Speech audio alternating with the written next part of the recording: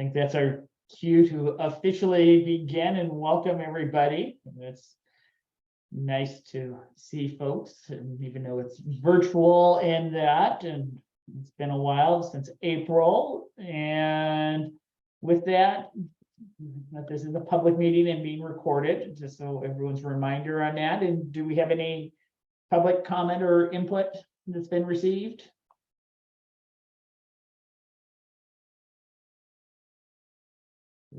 Judy, Ken, Rick? I don't have anything. So hearing that there's no public input, we can move on to reviewing the minutes from our last meeting and do approval and or corrections. So Brian, I have a couple of corrections. Okay, This is John. On the bottom of the first page, second line from the bottom. These bills are either in a revenue committee and either House or Rules Committee. So that doesn't make sense. Maybe I said it, but if I did, I was wrong. So it probably should read are in either a revenue committee or a Rules Committee. I mean, if you want to be technical, you'd say or in Ways and Means, but take out the House yeah, So either revenue or Rules. rules. Thank you for the clarification. And then at the top of the next page, in describing House Bill 3151, at the time we met, that had passed in the House, Asked. but it was waiting for the Senate, as were every other bill in the Oregon legislature. So the last sentence there says that the DRAC has been extended. No, it probably should say if the Senate passes this bill, the DRAC will be extended.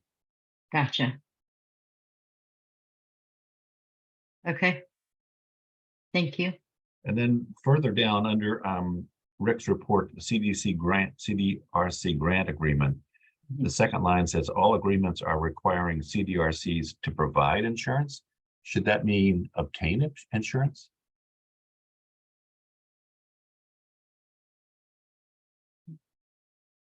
yeah, or continue to actually continue, because it was a requirement that was in place with the grant. Got it. Are required to continue insurance, yeah. Okay.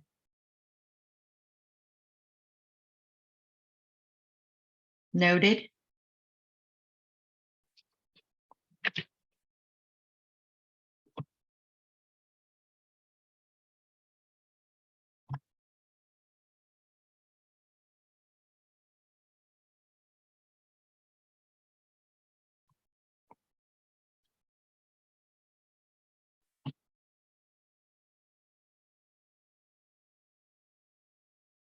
I don't have anything else. Okay. Do we have a motion for approval So moved. and a second? I second Angela. Great. And all in favor, aye by voice or raising your hand if you're on a camera.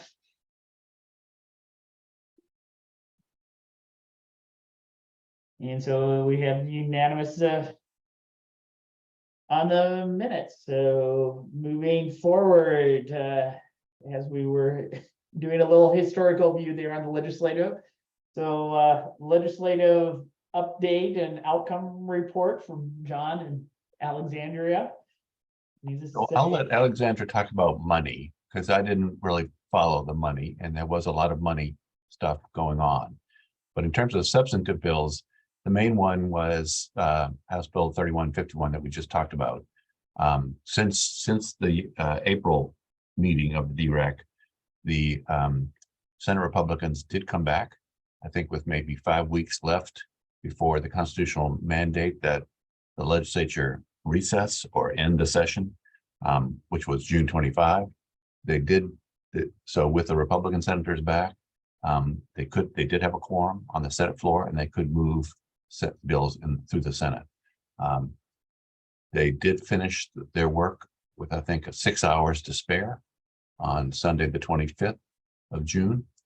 The main bill that we would be interested in would be House Bill 3151. That extends Senate Bill 586 from what was that 2019 session. That did the two main things that were extended there would be the DRAC itself and the authority for the position that Samantha Sheehan does in working with tenants. The bill also expanded the activities that Samantha Sheehan could have under that grant. And did some other things as well that are good in terms of trying to fund new manufactured home parks. There were several other bills that passed having to do with landlord-tenant rights and responsibilities, which I could review if people want to know about them, but that's not really a DRAC job. So I'll stop there unless somebody wants to ask about other stuff. And again, note that Alexandra probably, hopefully, can talk about money. Well, I'd like to hear John in terms of, because ultimately, regardless, it's going to have an impact or somewhere down the line. It may not be related to mediation, but Okay, so quickly, the other bills that I think are relevant are, the first is 2001, which passed in the first month of the session. House Bill 2001. It was a priority of the governor. It had a whole bunch of stuff in it. Land use, money, affordable housing development, blah, blah, blah. So as part of Governor Kotek's effort to promote more housing development. At the same time, it also changed the rules, the statutes regarding terminations of tenancy, especially for non-payment of rent. So before that bill passed, and that bill's in effect, before that bill passed, a non-payment of rent notice had to give the tenant at least 72 hours. If they didn't pay within the 72 hours, the landlord could file an eviction lawsuit called an FED, and the landlord had no obligation to accept a rent offer after the 72-hour period ran. Both of those things are changed by House Bill 2001. The time period now for non-payment notices is 10 days, and the tenant can offer the rent up until entry of judgment to avoid termination. So both of those are very significant changes. okay, I remember now. I've got those. Thank you.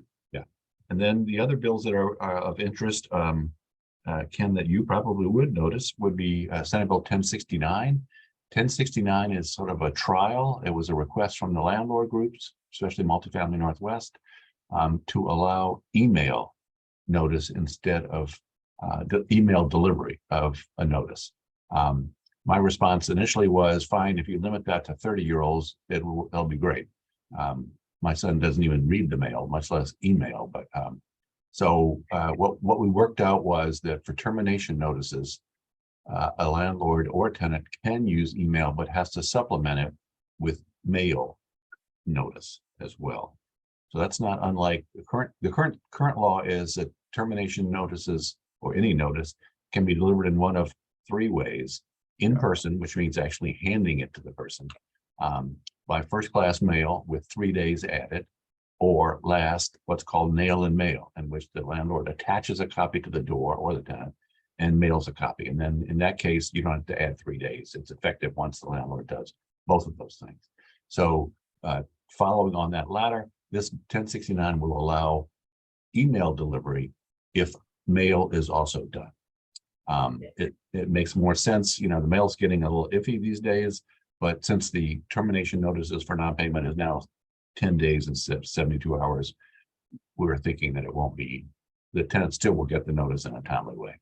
So it's really kind of an experiment. It also will allow landlords to return deposits, notices about accountings for deposits by email. We started to talk about sending money by email, but we didn't get through that. It got a little complicated, and that might be a future issue. And the lawyer leading for Multifamily Northwest is, I'm blanking on his name now. Marcel Guzmando. And he's interested in continuing those issues. Another bill that is of interest is Senate Bill 611. So 611, during those 5 weeks when the Republicans came back to the Senate, there was almost no discussion on the floor. Bills just went boom, boom, boom, because they were all aware that they were in a hole. There were some bills that did get pushed back, and Senate Bill 611 was one. 611 started, it was a tenant advocacy bill. It came from a senator and representative from Portland who are very invested in tenant issues. The bill started with a whole bunch of stuff, but it got amended down in the Senate Housing Committee to include only one thing. And that is to put an ultimate cap on rent increases. So it amends Senate Bill 608 from the 2019 session. You may remember Senate Bill 608 did two huge things. It prohibited no-cause terminations after the first year of occupancy, except for landlord causes. And it imposed a rent cap of 7% plus CPI as determined by DAS, the state, every October. And the expectation at the time and that bill, frankly, was negotiated by two people, the then Speaker Tina Kotek and a man named Jim Straub, who led until recently one of the two main landlord groups. This was Oregon Rental Housing Association, sort of smaller mom and pop landlords. And their expectation was that inflation would be 3% or less. Well, so this year's inflation is 7.6% from last year. So that meant that the cap under Senate Bill 608 was 14.6 this year. 611 put an ultimate cap of 10%. So it's still 7% plus CPI or 10%, whichever is less. That is in effect now. So if a landlord gave a rent increase notice prior to July 6th, fine. If a landlord gives that notice after July 6th, the 10% cap applies. I think a lot of people are going to be confused about that, but that's how the bill works. What else is there? Oh, and landlords can only raise the rent once a year within that cap. So that's Senate Bill 611. Two others of interest would be 2634. 2634 started as a bill from Eastern Oregon that would have preempted RV tenancies from the entire Landlord Tenant Act. And it's because an RV developer in the Pendleton area got frustrated and he got his legislator to introduce that bill. So it's been winnowed down, and what passed simply largely says that RV tenancies in parks basically have vacation occupancy exemption. So if the RV tenancy is for, I think it's less than 90 days, it would be exempt. So that's consistent with another exemption for vacations as well. The theory being that some people in RVs are short-term occupants and they wouldn't have the same rights and responsibilities as regular tenants. There also was a big push on screening charges. There were several bills, none of them passed, limiting screening charges. So landlords are allowed to charge to screen applicants. There's a statute that addresses that, 90.260, I think. And it says that landlords can charge their actual costs. So that's been a concern for a lot of tenants and tenant advocates for a long time, because the market, especially places like Eugene, where the vacancy rate is less than 2%. So if you're out there trying to apply to get a rental unit, you're going to have to apply multiple times. And if you have to pay $50 a pop, that adds up quickly, especially for low-income people. So been a lot of thought about, is there a better way to do this? How can we work it out? Representative Nathanson, who is the chair of the House Revenue Committee, so she's a big wheel, put in a bill to cap or to allow cities to cap screening charges. The city of Eugene had adopted an ordinance that capped them at $10. There was no science to that $10 figure. It came from a city councilor. And then the landlords sued in Lane County, and Lane County judge determined that the state statute preempted the city's ordinance. So Nathanson's bill was intended to sort of overrule that trial court decision.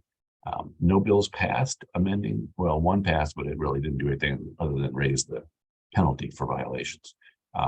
But what happened was that the House Housing Committee agreed to set up an interim work group co-chaired by Representative Mark Gamba from Milwaukee, who's very eager to do something about screening charges, and Representative Helfrich from the Columbia Gorge, a Republican, and they've had one meeting, and they've got another meeting set for tomorrow to see if there's some common ground that might be able to address that problem.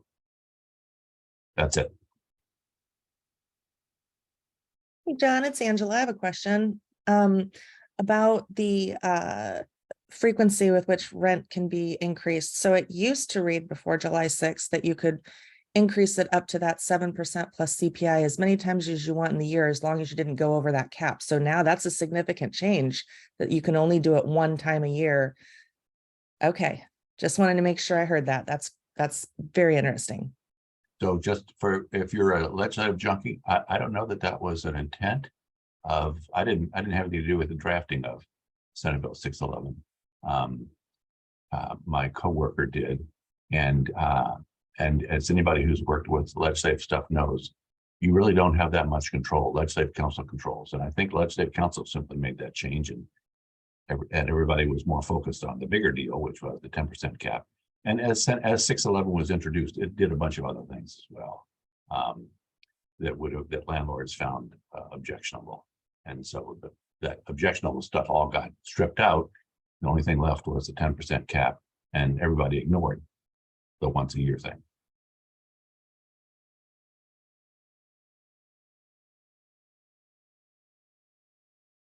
So Alexandria, I'm leaving money to you. Money is a big topic this session. So I'm going to put our legislative highlights document, which has kind of some kind of agency relevant policy information, but additionally has kind of all of those big monetary investments. Investments coming to every HCS this session total $1.14 billion. This is a record session. We say this at the end of every session lately, but it keeps on being true. How many employees do you guys have now? Yeah, it's 721.7 million in supply-based solutions. That does include some money for park preservation, which will be relevant to you all, and then 349.6 million in emergency homeless response resources. 20 million in home ownership resources. Of interest to this group would be the 2.5 million in manufactured home replacement. And then another 46 million in community homes resources and 1.7 million in language access. I'm happy to dive into kind of what some of those exactly are. But beyond that, I will leave it there and leave you all to dive in on your own, because it's a lot. It's quite long, and I could be here all day talking to you about it. So give you the broadest strokes possible. I have a question on the Division 66 Manufactured Dwelling Replacement Program that we got. Yep. And on the second page on the bottom, the last sentence is, I think something, maybe there was a cut and paste problem. A director increase may not to exceed program limits, period. When unavoidable and unexpected costs increase the original completed project amount, period. I think that would be a question for Rick, if that's Yeah. your program. Yeah, I can answer that. I'd have to, I don't have it in front of me. I'd have to look it up. But the meaning behind that is that we have our maximum limits.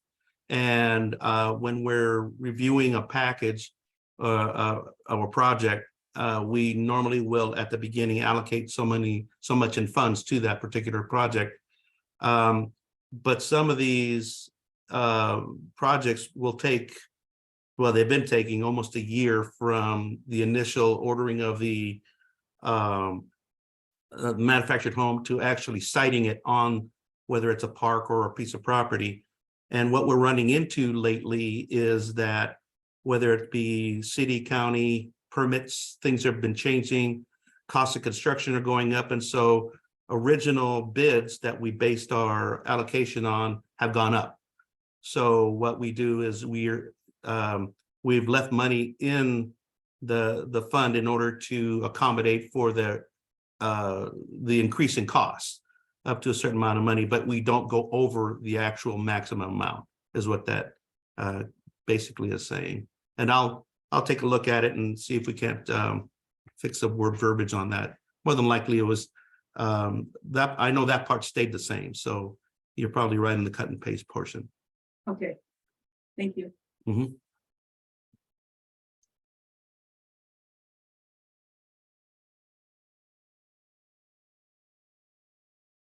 Other questions, comments? If not, Alexandria, anything for the upcoming short session in February yet, or is everyone still in recovery mode? We are all still recovering, thankfully. So I know many of you know this, OHCS does not bring forward bills during short session. We primarily bring forward bills during the legislative long session. So our next kind of thing we're prepping for is 2025. We will start prepping for that, quite frankly, far sooner than I would like. It's like a little bit more of a breather, but we'll probably start prepping for that early next year. No, it was more, I know it addresses money pieces, so I didn't know if there were any of the topics in that summary sheet that were at risk of adjustment or changes in February. I mean, they could be, but no plans thus far.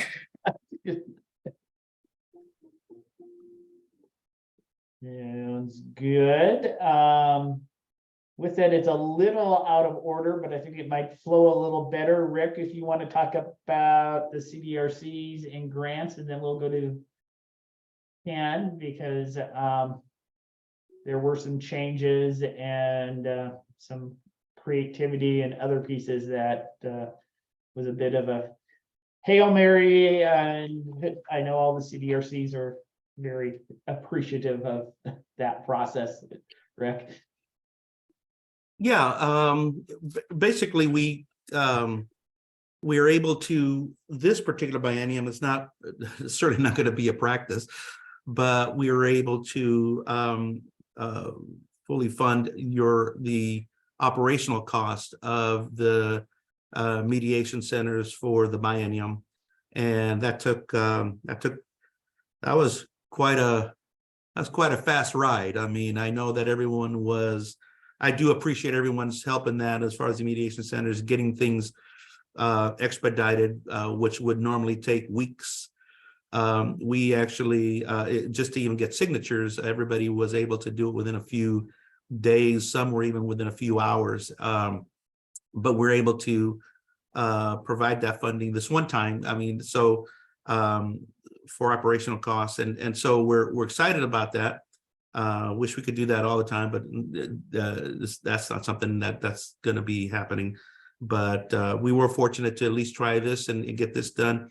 I was excited about even getting the second, the $50,000 grant, which was great to help everybody get out of that COVID hole, and which was helpful. And then to provide these fundings is kind of an extra bonus for all of us. Mainly for you guys, for the mediation centers to help out there. So now we'll just be monitoring where the expenses go in this biennium, and that'll be done quarterly. But I really want to just thank my team, because it wasn't me, and thank you guys that we did a 3 or 4 or 5 months work in less than 22 days, and but that was everyone coming to the table and just moving as quickly as possible. That's not always going to be the rule to the story, but I thought this was a fantastic lift for everyone involved to get that across the finish line before the end of the quarter. So, but so for the most part, thank everyone. I thank you all for your help in all of this, getting this done. Yeah, and it significantly helps in the stabilization, being that we no longer invoice per fee, per case anymore, or per activity. By having that, one of the things that was identified early on in this committee is the survivability of having things based on a per case, per activity basis. Yeah. Was not sustainable, especially when we did our COVID experience in that. And so definitely helps significantly stabilize a lot of the CDRCs around the state by switching to this model where it is, the funds are front loaded, and then we are just doing reporting on activities and utilization, and it's no longer that. And so by having it shift to keep the lights on, it truly does, because that was the hardest piece of that old system was not sustainable. So much gratitude and appreciation for everyone and making that happen, because it will help stabilize the centers around the state and the network. So with that, Ken, any questions, comments on the funding piece? On the funding piece? On the grant funding and how it shifted in pieces from anybody, and if not, we can move on to talk about the work that's been done and turn it over to you, Ken. Okay, I'm going to share a screen. And let's see.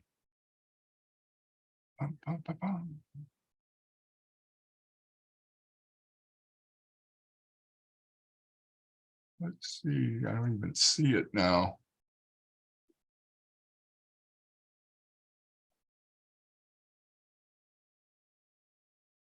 How about that? Oh, Does that everyone have that? yes. Okay, well, this is the summary report. And let me try to bring it as wide and big as I can get it. Oh, here's Nancy Engelhardt. Okay. So there are two different formats. One is by CDRC and the other is by county, specific county. So you can kind of drill down a little bit. But basically, what you're seeing is the total number of surveys was responses was 169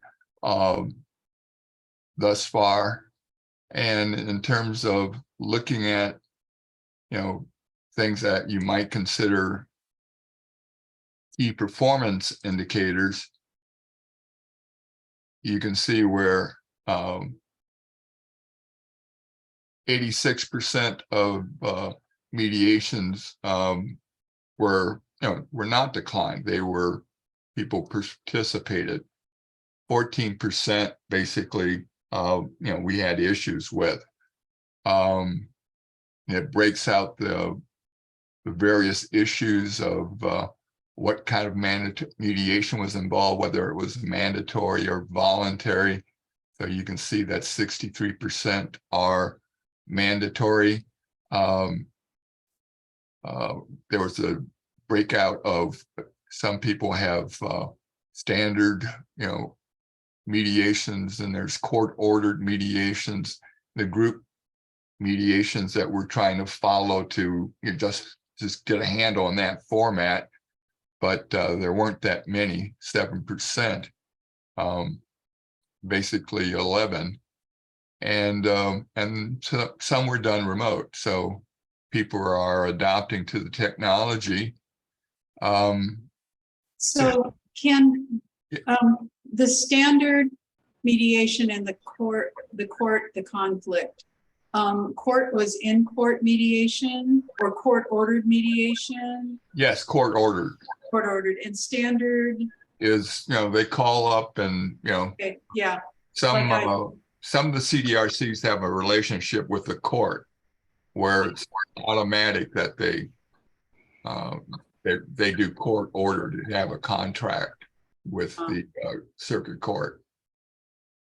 and the conflict. Uh, The conflict had is one where-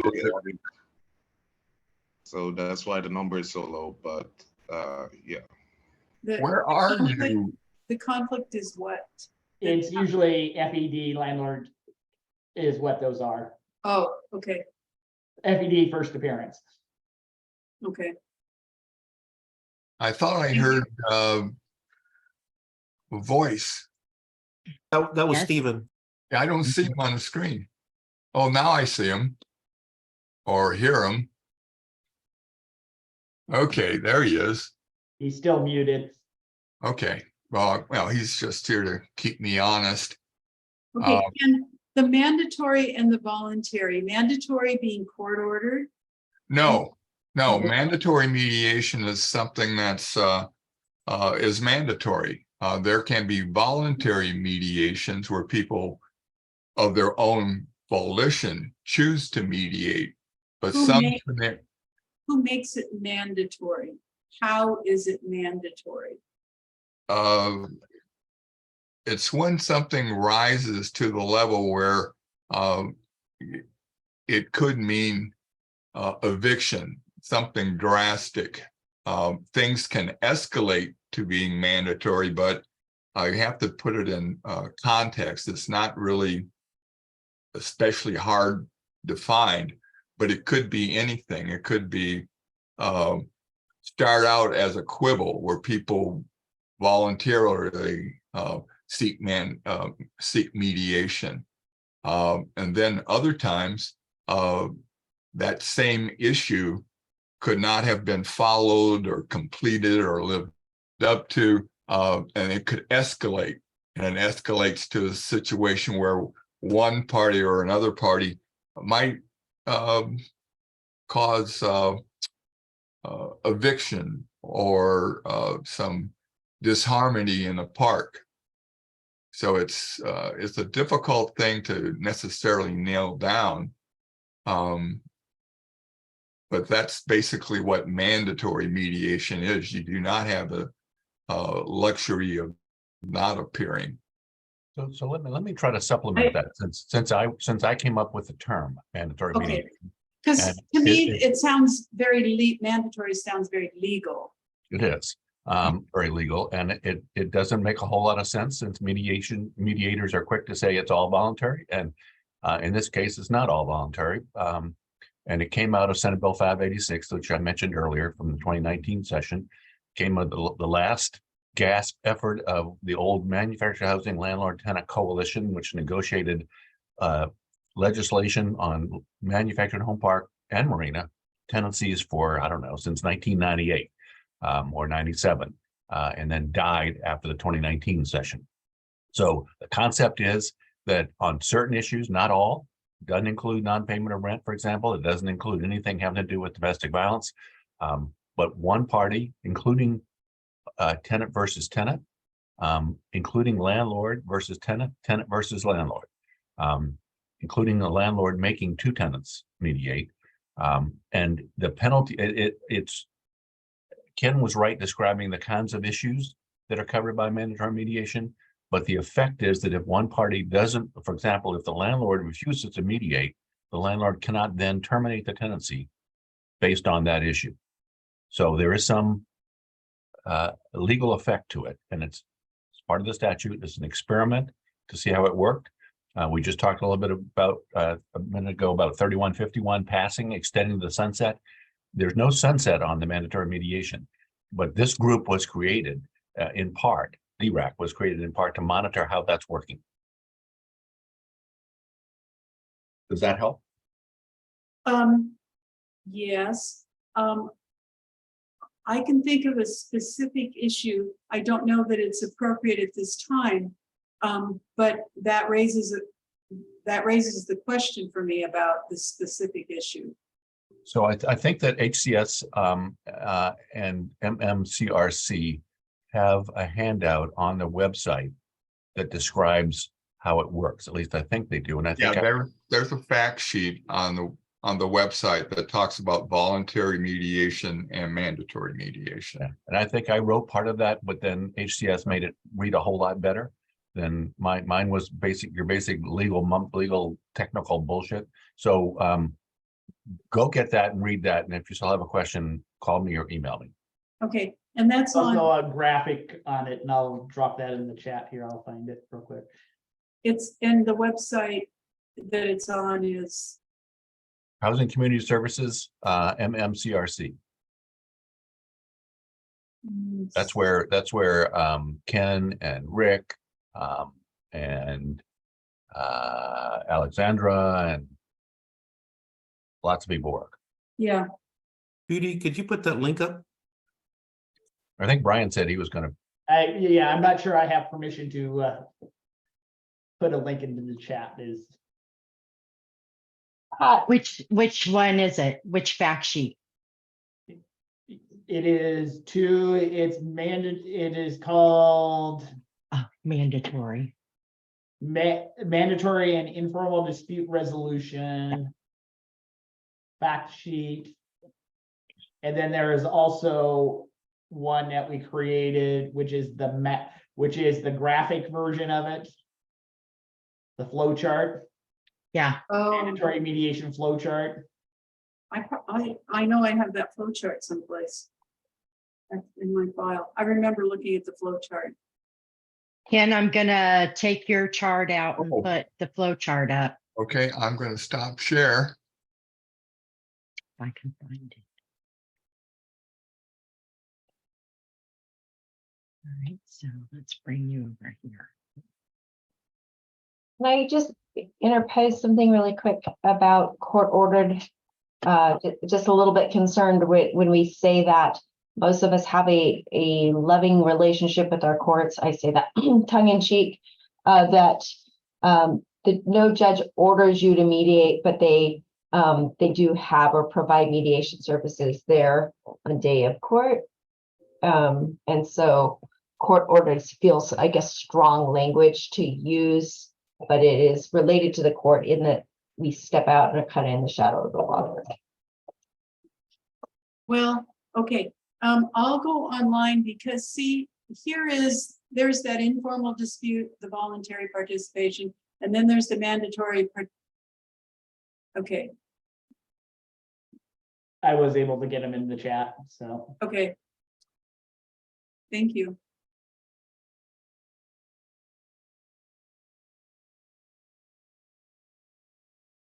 Go and take that down, Judy. It's in the chat now. Okay, and the numbers are there. I sent everyone a copy of the most current information that Stefan was able to pull up and provide for us.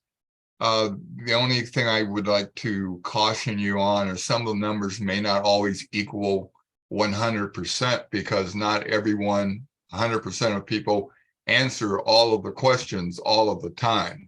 So you're going to see possibly some disconnects in different places. And the only other thing that I would, that we've discussed before, and I'll just lay it out there, that we don't have on this this particular version of surveys was we didn't count the number of people served.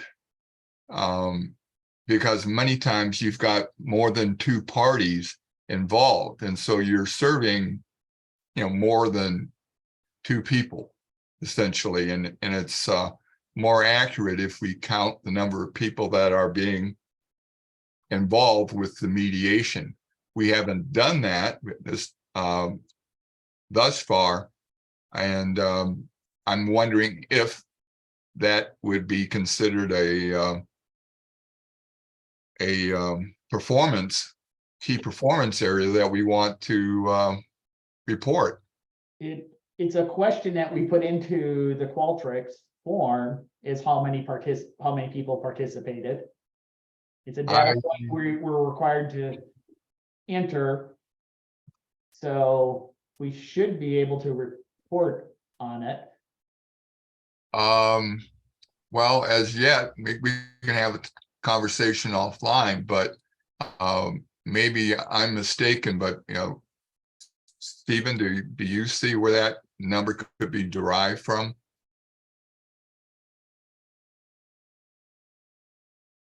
Not. I don't know if that's something that we added recently, but that is not something that we're able to accurately count the way that the survey is currently designed. I know there's a question asking about who is involved with the mediation session, but to actually count the number of participants, it's not in the current design. But Yeah. I'll get back to you more on that. Yeah, and happy to chat offline on that. The other one we were Yeah. hoping to get a report summary of is the participant surveys that are submitted. All right. Yeah, we talk more. Yeah, I don't understand that totally, Brian. So yeah, we'll have to discuss and understand what works. And as far as the participant surveys, that's an easy one. It just didn't get generated. Is that my understanding? Because what we're viewing is the mediator reports that are filed after a session is what generates the data we're looking at. So part of the problem with the participatory surveys is that it's completely voluntary. So right now the numbers, for example, if we match the numbers against the grantee survey report, there's way less people filling out those surveys. So that's part of the reason why we know that number is not accurate, but yeah.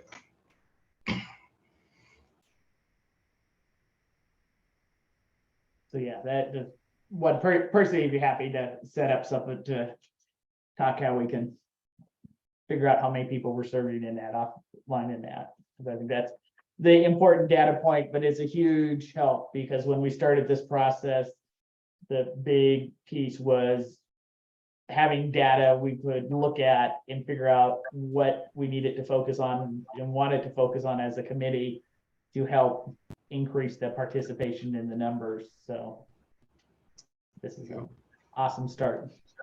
All right. So Brian, can I ask a couple questions of Yes, please. and Stephen about the data? And I'll note that I didn't have time to read the newer report that Ken sent out late yesterday. So I don't want to use the numbers. I was looking at the report that we got earlier with the packet. But first off, do these numbers include mediations with Marina residents? Oh, yeah. Okay. And we don't break those out, so we don't know how many of them. No, we haven't broken those out. Any rough sense of 5%, 10%, 1%? Honestly, I have not a clue. Not a clue. Okay. That's something I should be able to figure out. All right. Well, I think that Yeah.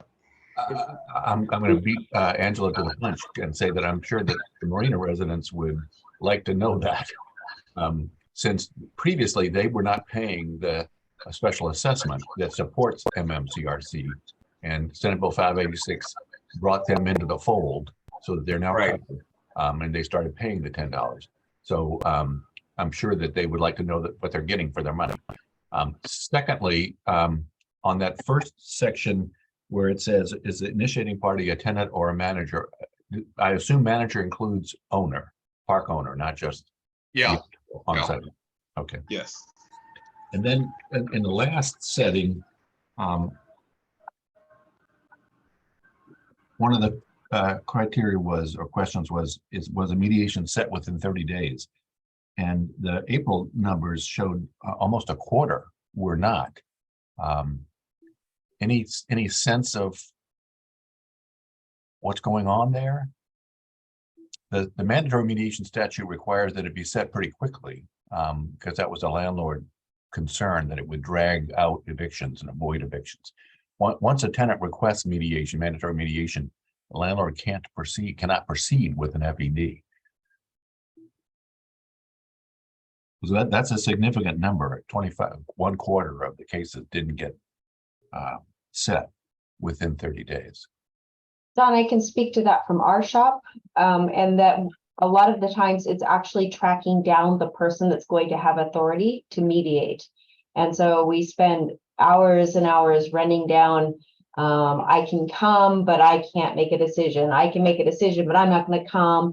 And we do our little spiel about, pardon the phrase, about why they need to be there. And then it's back to, well, have this person come and they can just fill me in later. Well, that's not, so it's kind of an education process. And that's the experience of Neighbor to Neighbor, or our shop in Lynn, Benton, and Marion County. So thanks, that's helpful. But that also means though, that if the landlord is the delaying party, then they can't complain about the delay. But if you can think of ways to, I'm not sure that I'm going to be doing this work much longer, but the statute could possibly be amended if there are ways to make the process more efficient in terms of mandatory mediation. One of the, John, if I could jump in, one of the biggest problems is currently the statute is for communication is that we don't get, we only get some contact information from the parks.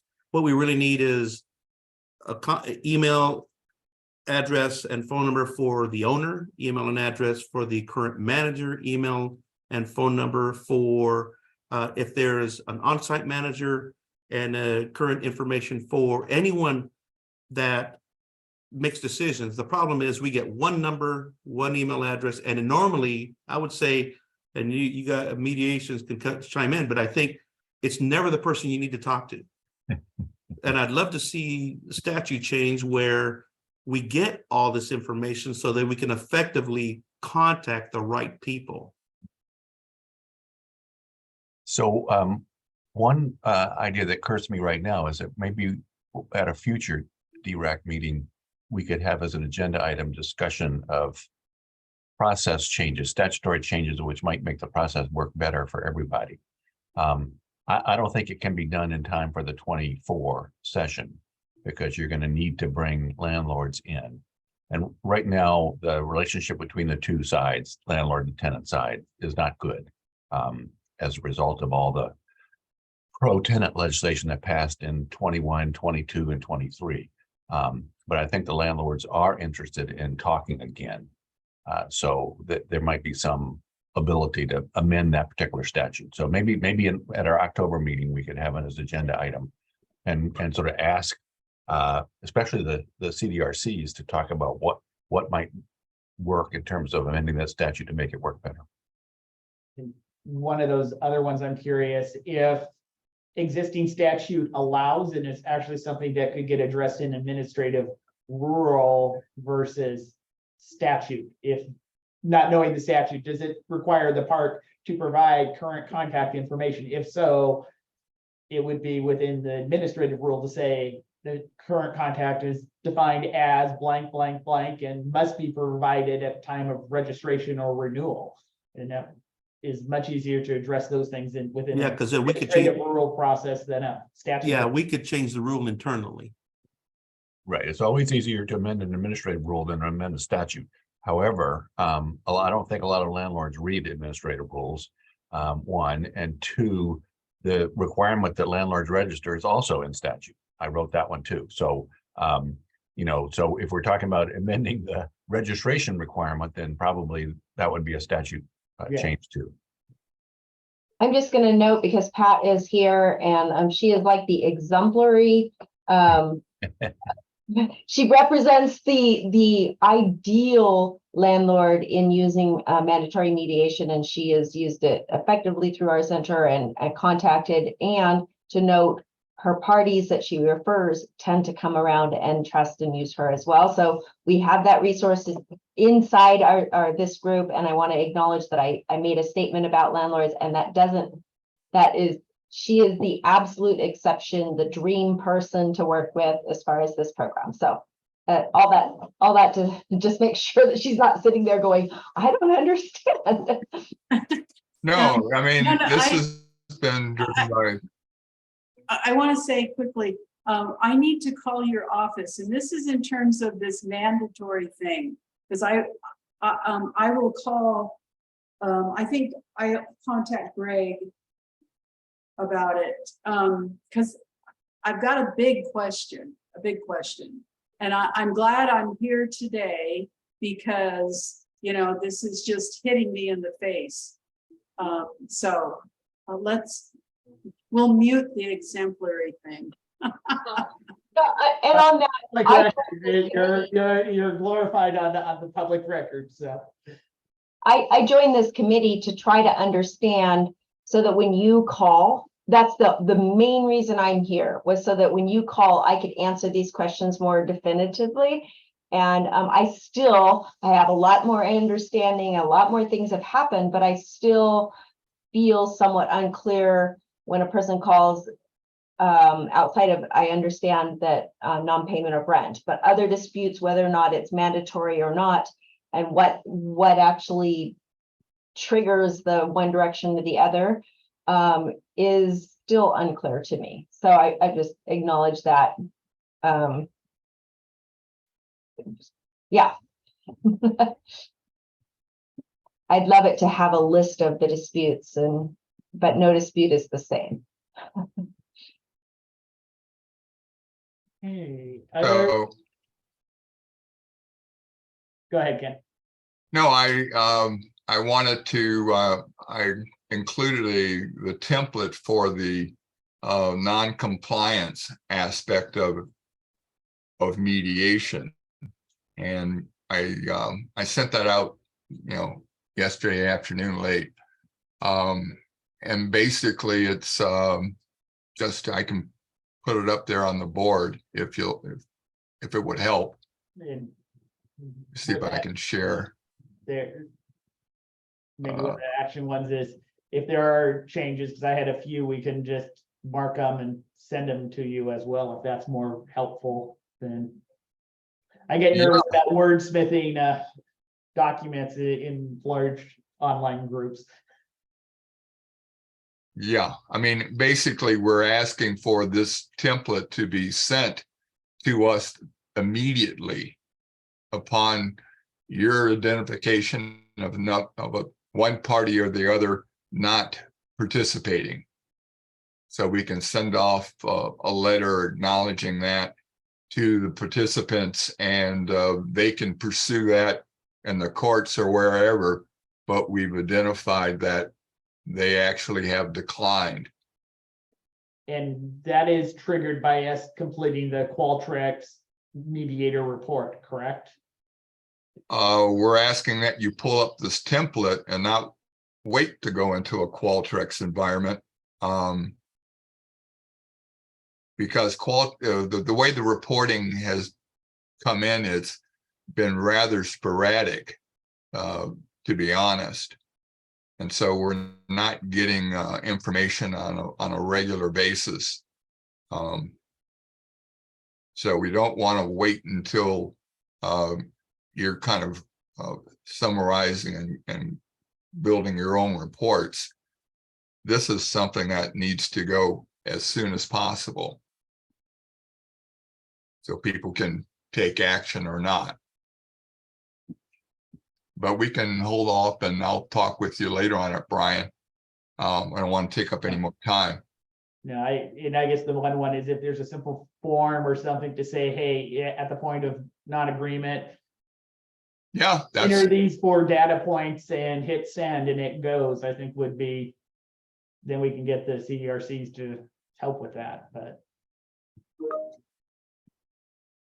well, that's the information we need in order to, you know, send out the notice that people have tried to participate. And if they go to small claims or whatever, they've got evidence that they did attempt to do it.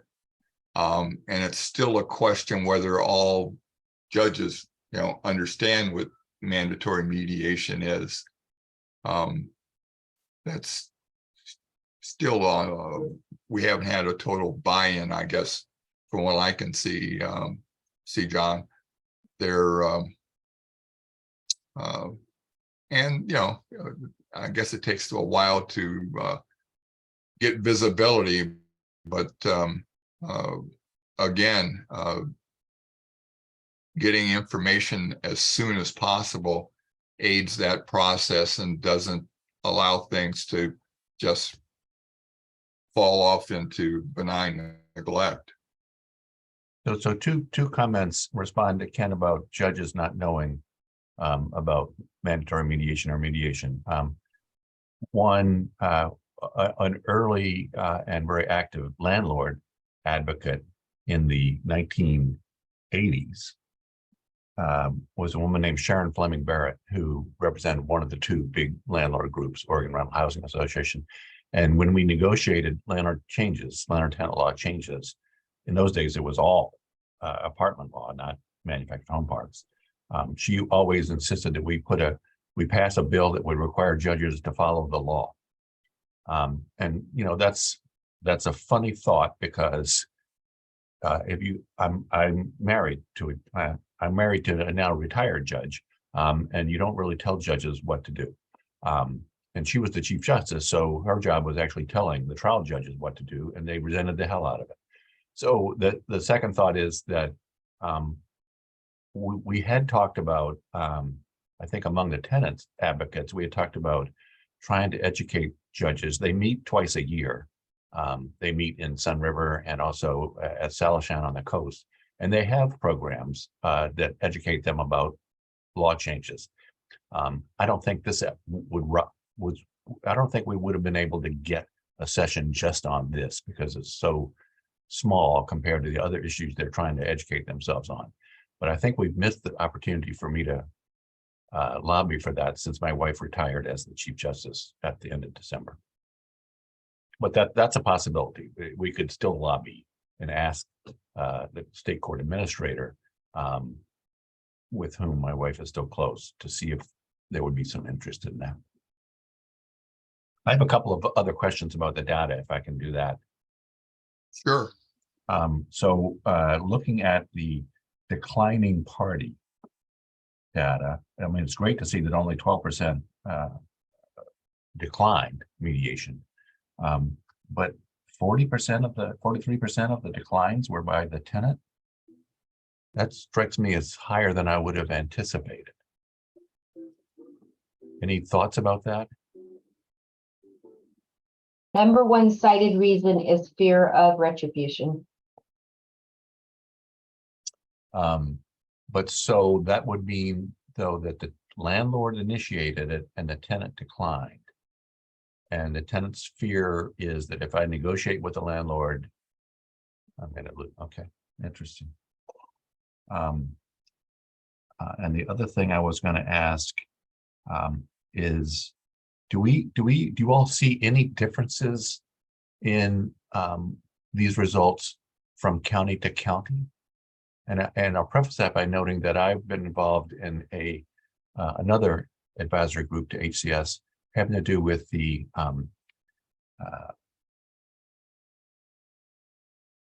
Yeah, there's a version that breaks out the numbers county by county. There are Right. two tabs there. And so you'll see one where we've grouped everything with the respective CDRC, and the one by county shows the occurrences county by county. So anyway, the preface to this is that this other advisory group monitors the landlord guarantee fund. So one of the things that Speaker Kotek did when she was a speaker was to pass a law prohibiting landlords from refusing to rent to Section 8 voucher holders, because that was a big deal. And to get landlord buy-in, she created a $5,000 guarantee fund, so that if a landlord felt like he or she was damaged in property damage or non-payment of rent by a Section 8 voucher holder, they basically had a $5,000 security deposit. And this advisory committee of landlords, tenants, and housing authorities monitors that. And what we found, this is a number of years ago, what we found was that one county was the outlier. Marion County had way more claims than any other county. I mean more than Multnomah in terms of ultimate numbers, even though there's half the size or a quarter the size of Multnomah. And so what we ended up concluding was that somebody in Marion County was teaching landlords how to do this and take advantage of the system and claim that they were having damages fraudulently. So we changed the process. But so the question, I guess it would be, are there differences that you can see? I don't know that there's data, but do you have any sense that any of the counties are different in terms of how mediation works or doesn't work? Again, we'd have to look at that, So that second tab.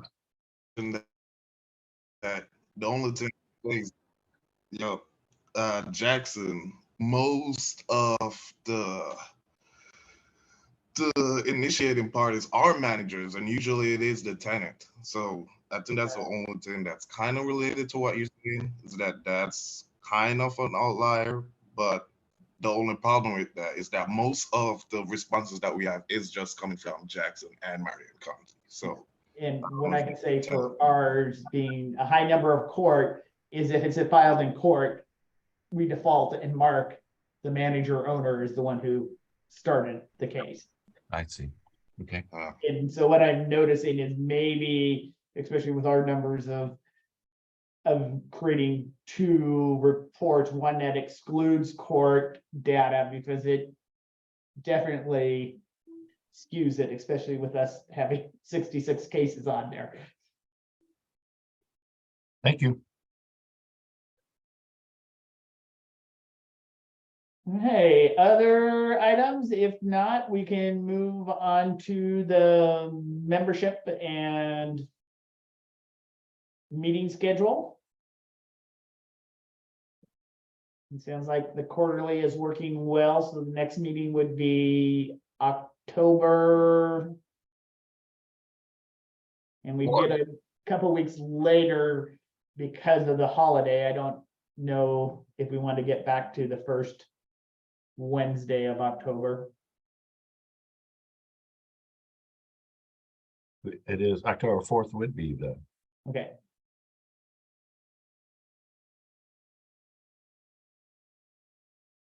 And with that, others that we want on the committee, I know what we don't have at this point, even though you kind of fill both shoes, is a resident of a manufactured community. Like I said, I know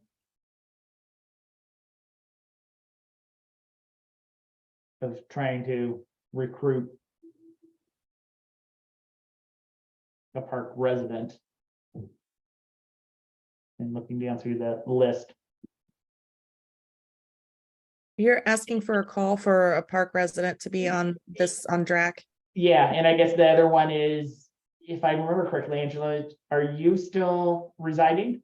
Are you still a resident? I am no longer a resident, but we can look around at OSTA, and there's some good community leaders in there if you want me to poke around and see who might want to be on that.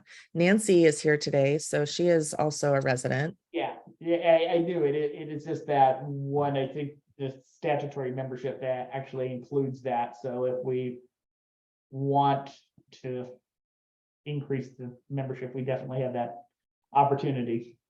Yeah, I'll ask around and see who would like to participate. Is there a particular process, or should I just ask them to attend and have them come? I think that would be Rick's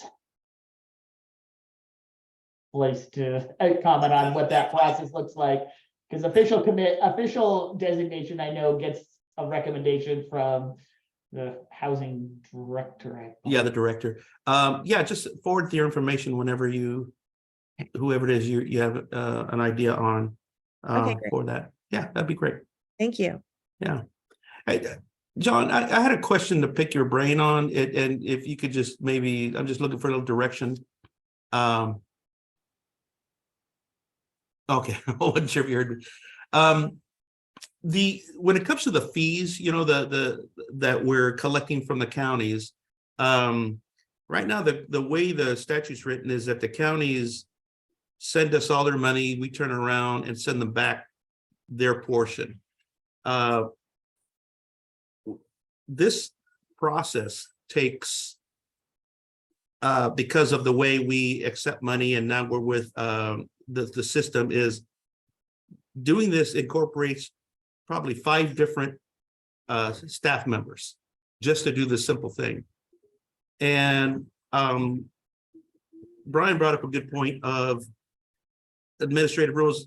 Is this something that the easiest way to do it is for them just to keep their portion and send us the difference. Then it's just one person and accounting processing. Right now, it takes us so many different processes just to collect the money, turn around, verify, then turn around and send it all back. And what the counties mainly want their funds. Nobody likes this process, but this is the way it was written to do it. Is this something that we could change for our process to make the process easier and cost effective that we could change, or we would have to change the statute? And Rick, with I that, don't- I'll remind folks, we are in a public meeting, so I don't know if you want to have this offline or. That's true too, but and we could pick your brain offline on that. I just trying to say, figure out what's the easiest way to do this. That's all. So I don't remember what the statute exactly says. I know the statute. The coalition amended it a couple times. Coalition created it and then amended it over the years. But we would probably need to have a conversation with the Association of Oregon Counties, the tax collectors, the assessors, about how the process works. Okay. And so I don't know whether it's statute or I would assume it's statute, not administrative rule, or whether it's some process that the counties have set up. But I'm happy to work on that.